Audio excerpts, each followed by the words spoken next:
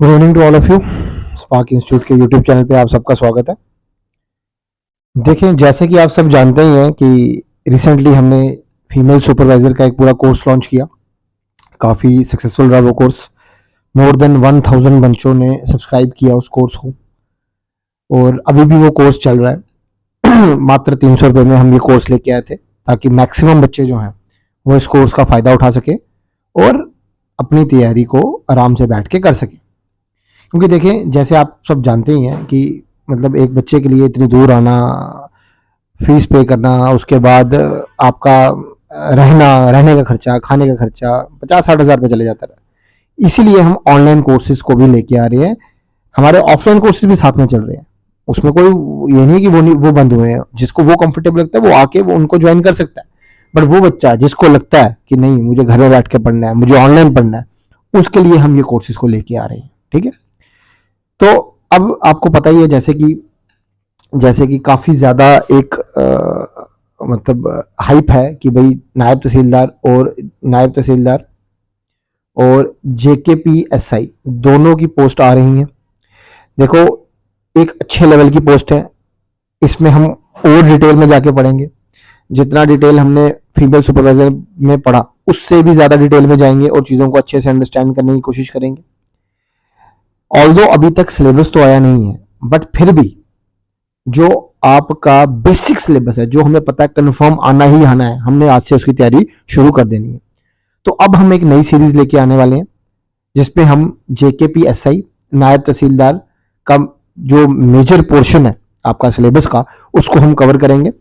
साथ ही साथ हम इसके ऑनलाइन बैच भी लेके आने वाले हैं। कुछ दिनों में ऑनलाइन बैच भी आपका लॉन्च हो जाएगा। आपके ऑफलाइन बैचेस हमारे ऑलरेडी चल रहे हैं। आप में से जो भी चाहता है कि वो ऑफलाइन बैचेस में पढ़ना चाहता है, तो वो आके हमारे ऑफलाइन बैचेस को ज्वाइन कर सकता है। नीचे लिखे नंबर पे आपको कॉल करनी पड़ेगी। ठीक है। तो देखिए, आज का जो हमारा लेक्चर है वो किसके ऊपर है? Indian polity. ठीक है। देखिए, इंडियन पॉलिटी की अगर हम बात करें, इंडियन पॉलिटी में हम क्या पढ़ते हैं? देखो, इंडियन पॉलिटी में हम पढ़ते हैं भारत के संविधान के बारे में। किसके बारे में पढ़ते हैं? भारत के संविधान के बारे में। देखो, संविधान की अगर हम बात करें, संविधान क्या होता है? एक्सक्यूज मी, एक मिनट। संविधान की अगर हम बात करें, देखिए संविधान क्या होता है। सरल भाषा में बात करेंगे, इस तरह से बात करेंगे कि मैं अज्यूम कर रहा हूं आपको कुछ नहीं आता। ठीक है, आपको पता ही नहीं है पॉलिटी किस चिड़िया का नाम है। ठीक है। तो संविधान की अगर हम बात करें, संविधान क्या है? एक किताब है जिस किताब के दायरे में रह के आपका जो देश है वो गवर्न होता है। ठीक है ना। उस किताब को हम क्या बोलेंगे? संविधान। ये वो किताब है कि भाई जो भारत है हमारा, भारत के एथोस क्या होंगे। ठीक है ना। आप डेमोक्रेसी को अपनाओगे या टोटलिटेरियनशिप को अपनाओगे? आप रिपब्लिक होगे या आप मोनार्कियल आउटलुक के साथ चलोगे? आप सेकुलर होगे, धर्मनिष्पक्ष होगे, या किसी एक धर्म को आप प्रमोट करोगे, या आप थियोक्रेटिक जिसको हम बोलते हैं, आप पार्लियामेंट्री फॉर्म ऑफ गवर्नमेंट होगे या प्रेसिडेंशियल फॉर्म ऑफ गवर्नमेंट को अपनाओगे? प्राइम मिनिस्टर्स की पावर क्या होंगी? जो कानून होंगे किस दायरे के अंदर होंगे? ये सब की सब बातें जो हैं, ये कौन बताता है आपको? आपका संविधान। तो आपका जो देश है वो जो भी लॉज बनाता है, जिस तरीके से भी चलता है, जो उसकी सोल होती है, वो क्या होता है? आपका संविधान। और इस पॉलिटी के अंदर, इस सीरीज के अंदर हम इसी चीज को अच्छे से पढ़ेंगे। हम ये पढ़ने की कोशिश करेंगे किस तरह से भारत का जो संविधान है वो काम करता है, किस तरह से वो डेवलप हुआ और वो चीज क्या है। ठीक है। तो आई होप आपको थोड़ा सा आइडिया बन चुका है कि हम क्या पढ़ने जा रहे हैं। आज का जो हमारा लेक्चर होगा वो होगा मेकिंग ऑफ इंडियन कॉन्स्टिट्यूशन। मुझे लगता है सबसे इंपॉर्टेंट चैप्टर है और पॉलिटी एज ए सब्जेक्ट बहुत इंपॉर्टेंट है। क्यों? क्योंकि मुझे लगता है कि इसको अगर आप अच्छे से पढ़ो ना, तो अगर 10 क्वेश्चन आएंगे पॉलिटी के, तो 8 क्वेश्चन तो आप पक्का अटेम्प्ट कर लो। 2 क्वेश्चन आपकी किस्मत पे होते हैं। ठीक है ना। 8 क्वेश्चन आप आराम से अटेम्प्ट कर लोगे। तो शुरू करते हैं। आज का जो हमारा लेक्चर है इंडियन पॉलिटी की सीरीज में, जो पहला लेक्चर है वो होगा मेकिंग ऑफ इंडियन कॉन्स्टिट्यूशन। ठीक है, अब देखिए, हाँ, संविधान की अगर हम बात करें, इसको भी समझते हैं कि जो भारत का संविधान है इसको बनाया किसने। देखो, अगर भारत के संविधान की बात करें, इसको किसने बनाया? कॉन्स्टिट्यूएंट असेंबली ने। किसने बनाया? Constituent assembly. कॉन्स्टिट्यूएंट असेंबली क्या है? सरल भाषा में बात करेंगे, कुछ लोगों की असेंबली, कुछ लोगों को ये दायित्व दिया गया कि आपका काम क्या है? संविधान को बनाना। वो जिनको वो दायित्व दिया गया, जिस असेंबली को, असेंबली ऑफ पीपल को वो दायित्व दिया गया, उसको हम क्या बोलते हैं? Constituent assembly. ठीक है, अब देखें, कॉन्स्टिट्यूएंट असेंबली की बात करें तो सबसे पहली बार इसके बारे में किसने बात की थी? देखो, सबसे पहली बार इसके बारे में बात की थी किसने? एम.एन. रॉय ने। किसने बात की थी? एम.एन. रॉय ने। और एम.एन. रॉय ने इसके बारे में सबसे पहले बात कब की? 1934। देखो, अगर ये मतलब देखो क्या बात की गई है, ये इसने डिमांड पुट फोर्थ की थी कि कॉन्स्टिट्यूएंट असेंबली होनी चाहिए। पर अगर कोई पूछे आपको कि इसका आइडिया किसने दिया, इसका आइडिया पहली बार कि एक इस तरह की असेंबली होगी जो हमारे संविधान को बनाएगी, ये आइडिया पहली बार किसने दिया था? 1924 में स्वराज पार्टी ने। आपको पता होगा, अगर आपने हिस्ट्री पढ़ी है थोड़ी बहुत, तो आपको पता होगा कि भाई कांग्रेस जो थी वो आफ्टर खिलाफत एंड नॉन कॉपरेशन मूवमेंट दो हिस्सों में डिवाइड हो गई थी, pro changers and no changers. The pro changers were called Swarajist, इनको बोलते आपके कांग्रेस खिलाफत स्वराज पार्टी। ठीक है ना, और इनका मेन एम, ये भी बड़ा फेमस क्वेश्चन है, स्वराज पार्टी का मेन एम क्या था? तो याद रखना, स्वराज पार्टी का मेन एम था लेजिस्लेटिव इलेक्शन में पार्टिसिपेट करना। क्या काम था? लेजिस्लेटिव असेंबली के जो इलेक्शन थे उनमें पार्टिसिपेट करना, ये मेन ऑब्जेक्टिव था स्वराज पार्टी का। ठीक है, और इसने ही पहली बार किसके बारे में, मतलब आइडिया किसने दिया था? कॉन्स्टिट्यूएंट असेंबली का स्वराज पार्टी ने। और अगर पूछा जाए डिमांड किसने इसके बारे में रखी पहली बार, तो the answer would be M.N.. Roy. यही बात यहां पर भी लिखी गई है कि स्वराज पार्टी जो थी उसने पहली बार इसका आइडिया दिया। एम.एन. रॉय शख्स थे जिन्होंने इसकी डिमांड पहली बार रखी। जब इन्होंने डिमांड रखी, फिर आगे जाके 1935 में कांग्रेस ने इस डिमांड को क्या कर लिया? एक्सेप्ट कर लिया, क्योंकि आपको पता कांग्रेस जो थी वो मेन बॉडी थी जो फ्रीडम स्ट्रगल के लिए काम कर रही थी, है ना। और इसने ऑफिशियली इस डिमांड को एक्सेप्ट कर लिया और अंग्रेजों के सामने इस डिमांड को रखना शुरू कर दिया। देखो, इस डिमांड को अब देखो पूरी तरह से एक्सेप्ट, अगस्त ऑफर में इस बारे में बात की गई थी, बट पूरी तरह से इस डिमांड को एक्सेप्ट कब किया गया? कैबिनेट मिशन प्लान के दौरान। जो कैबिनेट मिशन प्लान था उसने इस डिमांड को पहली बार क्या किया? एक्सेप्ट किया। ठीक है, इसमें भी आपको वो कब किया था? 1946 में। अब सवाल एक उठता है कि 1946 में ऐसा क्या हो गया कि अंग्रेजों ने इस डिमांड को एक्सेप्ट कर लिया?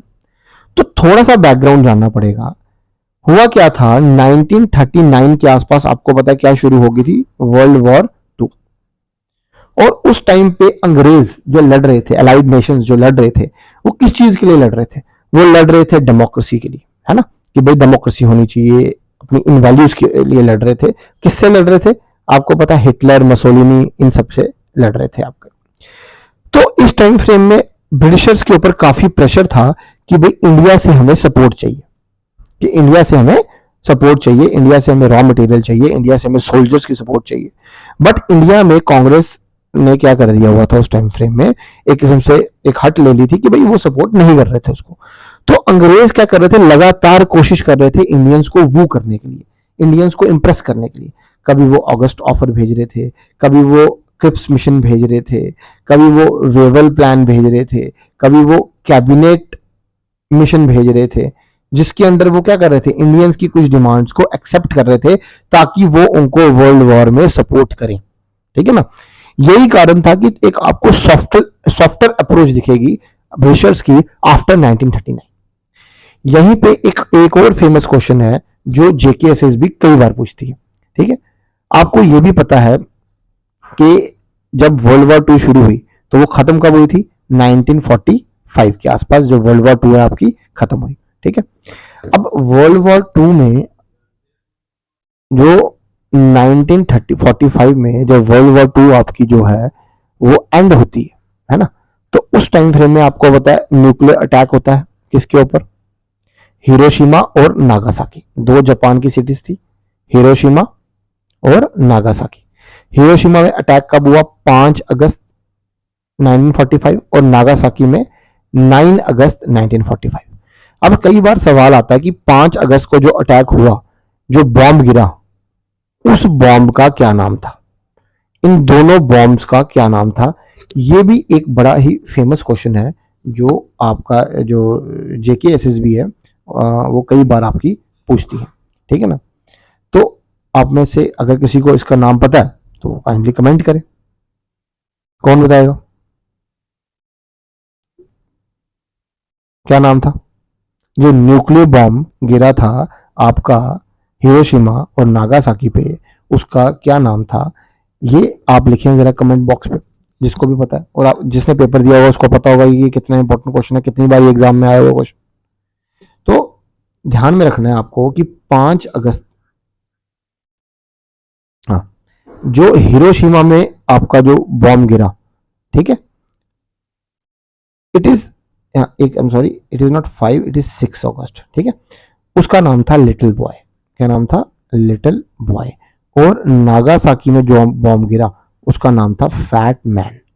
ध्यान रखना, बहुत इंपॉर्टेंट क्वेश्चन है कि भाई उन दोनों बॉम्ब का क्या नाम था? नागासाकी में जो गिरा उसका क्या नाम था, और जो हिरोशिमा में गिरा उसका क्या नाम था? तो it was little boy and fat man. फिर एक और बड़ा फेमस क्वेश्चन आता है कि जो कैबिनेट मिशन था,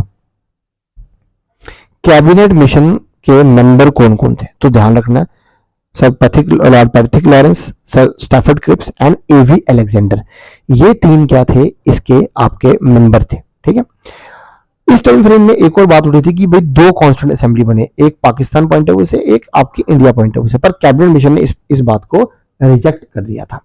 आई होप इतना क्लियर है। ठीक है, अब देखो एक्सेप्ट होगी हमारी डिमांड कि हाँ भाई कॉन्स्टिट्यूंट असेंबली बनाई जाएगी। अब ये जो कॉन्स्टिट्यूएंट असेंबली थी ये बनी कब? ध्यान में रखना है, ये बनी नवंबर 1946 को। आपकी जो एक कॉन्स्टिट्यूएंट असेंबली है ये आपकी बनती है। अब देखो ये थोड़ा ध्यान से समझना, टोटल नंबर ऑफ सीटें कितनी अलॉट की गई इसको? 389 सीटें अलॉट की गई। ठीक है, जिसमें से 296 सीटें जो थी वो किसको अलॉट की गई? ब्रिटिश इंडिया को। और 93 सीटें जो थी वो किसको अलॉट की गई?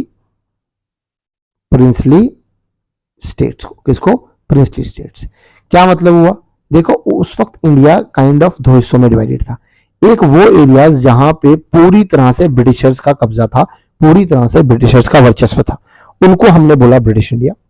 और एक वो एरिया जहां पे क्या थे? छोटे मोटे आपके राजे रजवाड़े। तो जो छोटे मोटे राजे रजवाड़े थे इनको 93 सीटें दी गई, और जो ब्रिटिश इंडिया था इसको 296 सीटें दी गई।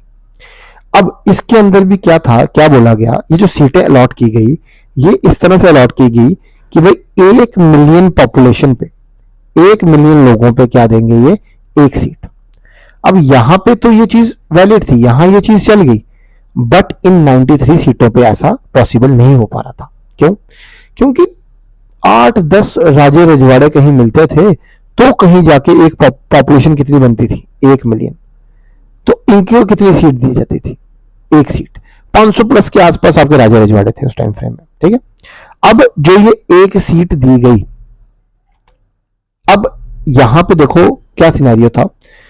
ये जो 296 सीटें थी यहां पे किसी को आना था तो कैसे आना था? Why the process of election. बकायदा इलेक्शन हुए, इलेक्शन में जो जीता वो इन सीटों पे आके बैठा। बट इन 93 सीटों पे इलेक्शन पॉसिबल नहीं था क्योंकि अलग अलग राजा रजवाड़े मिलके एक सीट मिलती थी उनको। तो यहां पे इन सब राजा रजवाड़ों ने मिलके क्या किया? किसी एक बंदे को नॉमिनेट। तो यानी कि यहां पे जो शख्स आया वो कैसे आया? Why the process of nomination. तो भाई अगर आपको क्वेश्चन आ जाता है constituent assembly was a elected body, nominated body, partially elected, partially nominated या नन ऑफ द अबव, तो आपका आंसर क्या होगा? आपका आंसर होगा partially elected and partially nominated. ठीक है, अब यहाँ पे जो भी लोग थे इसके अंदर सब कम्युनिटी के लोग थे, बी इट हिंदू, यहाँ पे हाँ, beat Hindu, beat Muslim, beat Sikh, beat Parsi, beat Anglo Indian, beat Indian Christians, आपके एससी एसटी, वुमेन जो थी, ये सब आपके क्या थे? कॉन्स्टिट्यूएंट असेंबली के पार्ट थे। ठीक है ना। अब और इनको मैंने बताया आपको सीटें जो एलोकेट की गई वो किसके अकॉर्डिंगली की गई? पॉपुलेशन के अकॉर्डिंगली। ठीक है, अब वोटिंग मेथड क्या था? याद रखना, ये आप आगे जाके अच्छे से समझोगे। It was proportional representation by means of single transferable vote. ये मेथड क्या है, ये आगे जाके चैप्टर आएगा पार्लियामेंट, उसमें मैं अच्छे से एक्सप्लेन करूंगा, यहाँ पे आपको समझ नहीं आएगा। ठीक है, तो ध्यान में रखना क्या मेथड का क्या नाम है? Proportional representation by means of single transferable vote. इस मेथड के अंदर आपने यहाँ पे इलेक्शन करवाए। तो वही बात है कि it was partially elected and partially nominated. ठीक है, अच्छा एक और सवाल आता है, वो कौन से शख्स थे, दो इंपॉर्टेंट लीडर जो कॉन्स्टिट्यूएंट असेंबली के पार्ट नहीं थे? तो भाई अगर ये क्वेश्चन आता तो ध्यान में रखना, दो मेन लीडर इसके पार्ट नहीं थे। एक थे Mahatma Gandhi, was not part of assembly. दूसरे थे रविंद्रनाथ टैगोर। दूसरे कौन थे? रविंद्रनाथ टैगोर। महात्मा गांधी की अगर हम बात करें तो महात्मा गांधी जो थे, देखें ये इन्होंने एक्टिव पॉलिटिक्स से उस टाइम पे रिजाइन कर दिया था, तो ये भी पार्ट नहीं थे। Rabindranath, I am sorry, not Rabindranath Tagore, it is Muhammad Ali Jinnah. Muhammad Ali Jinnah, it is Muhammad Ali Jinnah. ठीक है, अब इसके अंदर एक बात और ध्यान में रखनी है, महात्मा गांधी को कई बार क्वेश्चन आ जाता है, आपको पता है महात्मा गांधी को महात्मा किसने बोला? ये जो शब्द है महात्मा गांधी का, इसके नाम के आगे महात्मा लगा है, एक बार क्वेश्चन आया हुआ है कि महात्मा गांधी को महात्मा किसने बोला था? तो ध्यान में रखना है, महात्मा गांधी को महात्मा बोला था रविंद्रनाथ टैगोर ने। किसने बोला था? रविंद्रनाथ टैगोर ने। और मोहम्मद अली जिन्ना थे, इनको किस नाम से जाना जाता था? कायदे आजम। किस नाम से जाना जाता था? कायदे आजम। ये इनको पब्लिक ने नाम दिया था, किसी एक शख्स ने नहीं दिया था, लोगों ने इनको ये नाम दिया था, मैन ऑफ जस्टिस, कायदे आजम। और महात्मा गांधी को महात्मा किसने बोला था? रविंद्रनाथ टैगोर ने। और एक और चीज, रविंद्रनाथ टैगोर को गुरुदेव किसने बोला? तो ध्यान में रखना, इनको गुरुदेव किसने बोला? महात्मा गांधी ने। तो महात्मा गांधी को महात्मा किसने बोला? रविंद्रनाथ टैगोर ने। रविंद्रनाथ टैगोर को गुरुदेव किसने बोला? तो याद रखना, महात्मा गांधी ने। एक और चीज ध्यान रखनी है, महात्मा गांधी को बापू, फादर ऑफ नेशन किसने बोला था? तो ये बोला था सुभाष चंद्र बोस ने। किसने बोला था? सुभाष चंद्र बोस ने। साथ ही साथ यहीं पे आपको यह भी पता होना चाहिए कि जो रविंद्रनाथ टैगोर थे, रविंद्रनाथ टैगोर आपको पता पहले भारतीय थे जिनको क्या मिला था? Nobel prize. क्या मिला था? नोबेल प्राइज इनको मिला हुआ है। किसके लिए मिला? गीतांजलि। किसके लिए मिला? अपने लिटरेचर में मिला है। किसके लिए मिला? गीतांजलि के लिए मिला। मेरे ख्याल से 1913 था या 17 था, एग्जैक्ट मुझे याद ध्यान में नहीं है। तो आई होप इतना जितना मैंने आपको पढ़ाया इतना आपको क्लियर है, इसमें आपको कोई परेशानी नहीं है। ठीक है, आगे चलते हैं। अब देखो हमारी असेंबली बनके तैयार हो चुकी है। अब हमारी असेंबली की ध्यान में रखना है, हमारी असेंबली की पहली मीटिंग कब होती है? इसकी पहली मीटिंग होती है 9 दिसंबर को। सारे लोग मिलते हैं कि भाई हाँ चलो अब हम संविधान बनाएंगे। अब असेंबली की जो पहली मीटिंग होती है, ठीक है, इसमें प्रेसिडेंट किसको बनाया जाता है? ये हम भारत के प्रेसिडेंट की बात नहीं कर रहे, ये हम किसकी बात कर रहे हैं? कॉन्स्टिट्यूएंट असेंबली के प्रेसिडेंट की। तो ये बनाया जाता है डॉक्टर सच्चिदानंद सिन्हा। किसको बनाया जाता है? डॉक्टर सच्चिदानंद सिन्हा।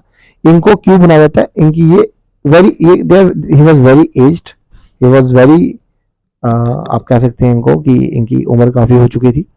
तो जो डॉक्टर सच्चिदानंद सिन्हा थे, इनको इन्होंने क्या बनाया? प्रेसिडेंट बनाया, जस्ट फॉर रिस्पेक्ट पर्पस। तो एक बार एक क्वेश्चन आया हुआ है, मैंने देखा था, क्वेश्चन क्या आया हुआ है, क्वेश्चन ये पूछा गया है कि भाई आप ये बताओ कि ये जो प्रोसेस है कि सबसे बुजुर्ग बंदे को प्रेसिडेंट बनाने वाला, मतलब असेंबली का, ये आपने कहाँ से लिया है। तो क्वेश्चन आया, उसमें लिखा था ब्रिटिश का एक ये आप कह सकते हो कन्वेंशन है, फ्रेंच की कन्वेंशन है, स्वीडिश कन्वेंशन है, या आप इसमें नन ऑफ द अबव। तो ध्यान रखना ये किसकी कन्वेंशन है, French. It is not a British convention, it is a French convention की सबसे बुजुर्ग बंदे को आपने प्रेसिडेंट बनाया। ठीक है, फिर आपको पता है 11 दिसंबर को आपने इनकी जगह किसको प्रेसिडेंट बना दिया, डॉक्टर राजेंद्र प्रसाद। किसको बना दिया, डॉक्टर राजेंद्र प्रसाद, क्योंकि ये तो एज थे ना, इनको बस आउट ऑफ रिस्पेक्ट हिस्ट्री में नाम दर्ज करने के लिए किया ना। उसके बाद किसको बनाया गया, डॉक्टर राजेंद्र प्रसाद को बनाया गया। साथ ही साथ एक चीज और ध्यान में रखनी है कि भाई असेंबली में कितने मेंबर्स ने असेंबली अटेंड की। देखो मैंने आपको बताया 389 थी, 389 में ध्यान में रखने वाली बात क्या है कि भाई जो ये 93 सीटें थी जो प्रिंसिपल स्टेट्स को अलॉटेड थी, इन्होंने पार्टिसिपेट नहीं किया, तो ना ही 93 सीटों लोगों ने पार्टिसिपेट किया, और ओवरऑल जो 286 आपके मतलब बाकी जो ब्रिटिश इंडिया की थी, इसमें से भी कितनों ने पार्टिसिपेट किया, सिर्फ 2211 अटेंड कितनों ने किया, 211। और आपको अगर आपने अच्छे से पेपर दिया होगा जेकेपी एसआई का, तो उसमें ये क्वेश्चन आया हुआ है कि अटेंड कितनों ने किया था, क्योंकि मुस्लिम लीग ने मना कर दिया था अटेंड करने से। तो दैट इज वाई आपने क्या किया था, यहाँ पे 211 बंदों ने ही इसको अटेम्प्ट किया था, सॉरी अटेंड किया था। साथ ही मैंने बता दिया आपको टेम्पोररी प्रेसिडेंट बनाया, राजेंद्र प्रसाद को बना दिया। साथ ही में 2 वाइस प्रेसिडेंट कौन कौन, एच.सी. मुखर्जी और टी.टी. कृष्णमाचारी, वीटी कृष्णमाचारी, इन दोनों को वाइस प्रेसिडेंट बनाया गया। अच्छा, असेंबली का जो कॉन्स्टिट्यूंट असेंबली थी, इसका सिंबल क्या अडॉप्ट किया गया, इट वाज एलिफेंट। क्या सिंबल था, एलिफेंट। अच्छा, एडवाइजर कौन थे आपके कॉन्स्टिट्यूंट असेंबली के, it was BN. Rao. It is not M.N.. Rao अलग है, बी.एन. राव अलग है। ठीक है। अच्छा, सेक्रेटरी कौन थे, एच.बी.आर. अयंगर। चीफ ड्राफ्ट्समैन जिसने ड्राफ्ट किया संविधान को, दैट वाज एस.एन. मुखर्जी। ठीक है। Again very very very important question, इसको कैलियोग्राफ, इसको लिखा किसने, संविधान को अपने हाथों से, कैलीग्राफी क्या होता है, बना बना के लिखना, अच्छे से लिखना, that was Prem Behari Raizada. Extremely important question, बहुत बार आया ये और ये दोनों बहुत बार क्वेश्चन आया। अच्छा, फिर एक और क्वेश्चन आता है कि इसकी ब्यूटिफिकेशन किसने की थी, तो it is Nandlal Bose. Mostly option में आपको नंदलाल बोस मिलेगा, बट साथ में इनके बी आर सानी भी थे, तो आजकल बी आर सानी का भी दोनों का नाम भी आ जाता है, तो पहले हमेशा नंदलाल बोस ही आते थे। ठीक है। और एक और चीज, इसका हिंदी वर्जन, क्या इसका हिंदी वर्जन वो किसने कैलीग्राफ किया, दैट वाज वसंत कृष्ण वैद्य। वसंत कृष्ण वैद्य। अगर आपको आए संविधान को किसने कैलीग्राफी की, तो इट इज प्रेम बिहारी रईसज़ादा। अगर हिंदी में हिंदी वर्जन को किसने कैलीग्राफ किया, तो आंसर इज वसंत कृष्ण वैद्य। ठीक है, वी.के. वैद्य। जैसे मैंने आपको बताया, अब 9 दिसंबर को मैंने बताया 9 दिसंबर को मीटिंग होती है, 11 दिसंबर को आप डॉक्टर राजेंद्र प्रसाद को प्रेसिडेंट बना देते हो। फिर ध्यान रखना है 13 दिसंबर को भी एक इंपॉर्टेंट इवेंट होता है कि पंडित जवाहरलाल नेहरू क्या इंट्रोड्यूस करते हैं आपकी असेंबली के अंदर, ये इंट्रोड्यूस करते हैं ऑब्जेक्टिव रेजोल्यूशन। वेरी इंपॉर्टेंट कि भाई हमारा जो संविधान हम बनाने जा रहे हैं, इसका ऑब्जेक्टिव क्या होगा। ठीक है ना, इसके मतलब क्या पैरामीटर्स को हम कंसीडर करके आगे बढ़ेंगे। इंट्रोड्यूस इस दिन हुआ, और इसको ये पास कब हुआ था, याद रखना 22 जनवरी। ये 1946 की बातें हो रही है सारी, ये भी कब की बात हो रही है, 1946 की बात हो रही है, तो ये आ जाएगा 47 में जाके ये पास हुआ। ठीक है। और एक और चीज ध्यान में रखने वाली क्या है कि यही ऑब्जेक्टिव रेजोल्यूशन आगे जाके मॉडिफाई होता है और क्या बनता है, प्रियम्बल। क्या बताया मैंने, यही आगे जाके मॉडिफाई होता है और क्या बनता है, प्रियम्बल। अब ध्यान रखना है क्या, प्रियम्बल से मेनली 2 क्वेश्चन आते हैं। अगर तो पूछा जाए कि प्रियम्बल कहां से इंस्पायर्ड है, तो आंसर आएगा यूएस से। इंस्पायर्ड कहां से कॉन्सेप्ट? यूएसए से। अगर क्वेश्चन आता है किसका ये मॉडिफाइड वर्जन है, तो आंसर क्या आएगा? तो आंसर आएगा आपका ऑब्जेक्टिव रेजोल्यूशन।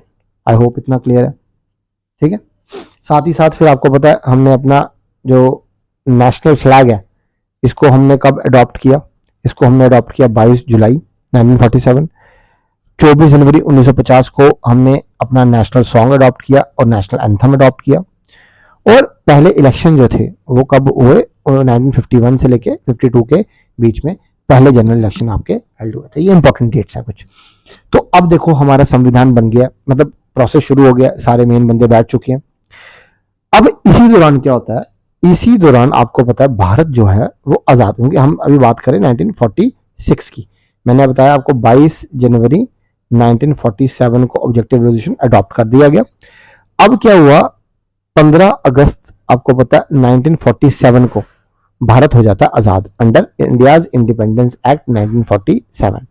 अब इससे कुछ चेंजेस आते हैं। भारत आपको पता है दो हिस्सों में विभाजित हो जाता है। तो जो प्रिंसली स्टेट्स मुस्लिम लीग के जो मेंबर्स होते हैं वो मतलब इसको इसी को इंडियाज इंडिपेंडेंस एक्ट को एक और नाम से जाना जाता है। किस नाम से जाना जाता है? इसी को जाना जाता है 3rd जून प्लान। 3rd जून प्लान और माउंटबेटन प्लान, ठीक है, ये भी इसी नाम से जाना जाता है। अब मेन 3 चीजें हुई इस एक्ट के अंदर जब ये एक्ट आया।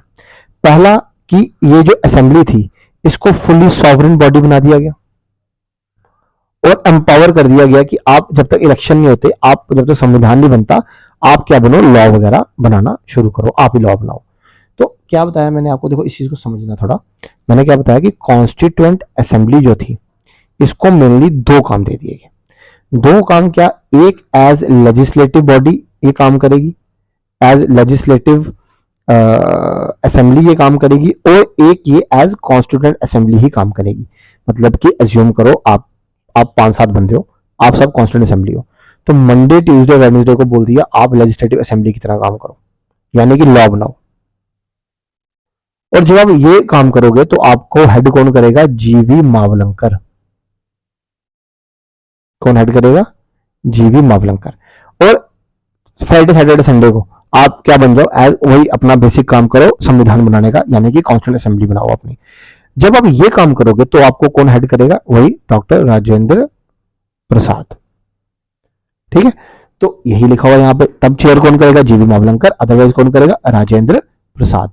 और ध्यान में रखना, जो ये जीवी मावलंकर की बात हो रही है ना, यही भारत के पहले क्या थे? He was the first speaker of India. Bharat के पहले स्पीकर जो थे वो यही थे, ठीक है। तो अब एक और क्वेश्चन आता है क्या कि देखो मैंने बताया वो टोटल सीटें कितनी थी? 389, ठीक है। बाद में जब भारत आजाद हो गया उसके बाद कितनी सीटें रहेगी? 299। कितनी सीटें रहेगी? 299, क्योंकि मुस्लिम लीग के मेंबर जो थे वो अलग हो चुके थे। तो टोटली सीटें रिड्यूस कितनी कर दी थी? 299। बाकी सीटें किसको दे दी थी आपने? मुस्लिम लीग को दे दी थी, जो पाकिस्तान में चलेगी थी। अच्छा, तो फिर पूरा सेशन होता है, फाइनल सेशन वगैरह होता है। और टोटल कितने देखा जाए सेशन होते हैं, ध्यान में रखना, 11 सेशन होते हैं असेंबली, कॉन्स्टिट्यूएंट असेंबली के। 2 साल 11 महीने 18 दिन लगते हैं संविधान बनने के में, और अप्रोक्सीमेटली 64 लाख का खर्चा आता है, और 60 कंट्रीज के संविधान को हम टटोलते हैं, तब जाके हमें अपने संविधान को हमने बनाया, ठीक है। अब संविधान हमारा बनके वही तैयार हो गया पूरा। अब देखो एक चीज और ध्यान में रखने वाली है कि जब जो हमारा संविधान बना तो ये इतने मतलब ये जो असेंबली थी, कॉन्स्टिट्यूएंट असेंबली थी, अब ये जो देखो इधर जो कॉन्स्टिट्यूएंट असेंबली थी इसमें तो मैंने बताया ना आपको अप्रोक्सीमेटली मतलब 389 लोग थे जो रिड्यूस हो गए थे 299 में। अब सबको काम डिवाइड कर दिया गया। किसी को बोला आप देखो प्रेसिडेंट कैसे इलेक्ट होता है, किसी को बोला आप देखो हमें पार्लियामेंट्री सिस्टम रखना है कि प्रेसिडेंशियल सिस्टम रखना है, किसी को बोला आप देखो हमें डेमोक्रेसी रखनी है या थियोक्रेटिक रखना है, किसी को बोला देखो आप जुडिशरी बाकी देशों में कैसे चल रही है, ठीक है ना। हर एक चीज को काम डिवाइड कर दिया, अलग अलग कमेटीज बन दी। अब आपने सारी कमेटीज का नाम ध्यान में नहीं रखना, पर कुछ कमेटीज है जिनका नाम आपको ध्यान में रखना है। जैसे कि जवाहरलाल नेहरू ने कौन सी कमेटी, ये क्वेश्चन आया हुआ इसलिए मैंने ये डाला यहाँ पे। ध्यान रखना, जवाहरलाल नेहरू की कौन सी कमेटी थी, union power committee, union constitution committee और स्टेट कमेटी। क्वेश्चन आया था ये वाला, रूल ऑफ प्रोसीडिंग कमेटी को किसने हेड किया था, तो राजेंद्र प्रसाद। एक और क्वेश्चन आया हुआ था ये वाला, प्रोविजनल कॉन्स्टिट्यूंट असेंबली को किसने हेड किया था, सरदार पटेल। ठीक है, और इसी में एक मेजर कमेटी थी जो सबसे इंपॉर्टेंट कमेटी थी, दैट वाज ड्राफ्टिंग कमेटी। अब देखो ये जितनी मेजर माइनर कमेटीज थी, ठीक है, ये एम्पल अमाउंट ऑफ डेटा लेके आई। अब इस सारा डेटा को क्या करना है, इस सब डेटा को करना है फिल्टर, है ना, और मेन चीज जो काम की चीजें वो रखनी है, जो नहीं है वो नहीं रखनी, और फिर इस डेटा को क्या करना है, आपको ड्राफ्ट करना है। किसके अंदर ड्राफ्ट करना है, आपने इसी डेटा को ड्राफ्ट करना है संविधान के अंदर, किसके अंदर, कॉन्स्टिट्यूशन के अंदर। तो ये काम किसको दिया गया, ये काम दिया गया ड्राफ्टिंग कमेटी को। यही कारण है drafting committee is of extreme importance. कई बार आपको एग्जाम में इसके क्वेश्चन देखने को मिलते हैं। और ड्राफ्टिंग कमेटी को हेड किसने किया था, भीमराव अंबेडकर ने। यही कारण है हम भीमराव अंबेडकर को क्या बोलते हैं, फादर ऑफ इंडियन कॉन्स्टिट्यूशन। ठीक है ना, दीज आर द रीजंस। अब ड्राफ्टिंग कमेटी के मेंबर, ड्राफ्टिंग कमेटी जो थी मैंने आपको बताया कब सेटअप हुई, 29 अगस्त 1947। और इसके 7 मेंबर से, सातों के नाम याद होने चाहिए, बहुत इंपॉर्टेंट है, ये क्वेश्चन आता है पेपर के अंदर। Chairman B R Ambedkar, N Gopalaswami Ayyangar, Alladi Krishnaswami Ayyar, K M Munshi, Syed Mohammad Saadulla. अब ये भी क्वेश्चन आता है कि भाई B L Mitra original member थे, इनको रिप्लेस किसने किया, तो एन माधव राव ने रिप्लेस किया क्योंकि इनकी हेल्थ खराब थी। और डीपी खेतान, इनको किसने रिप्लेस किया, टीटी कृष्णमाचारी। देखो ये है टीटी कृष्णमाचारी, और यहां पे जो है कौन, आपके जो वाइस प्रेसिडेंट है, ये पढ़े थे ना हमने, दैट इज वीटी कृष्णमाचारी। ठीक है, अब अडॉप्ट या एनफोर्स कब किया गया संविधान को, इसकी बात आती है।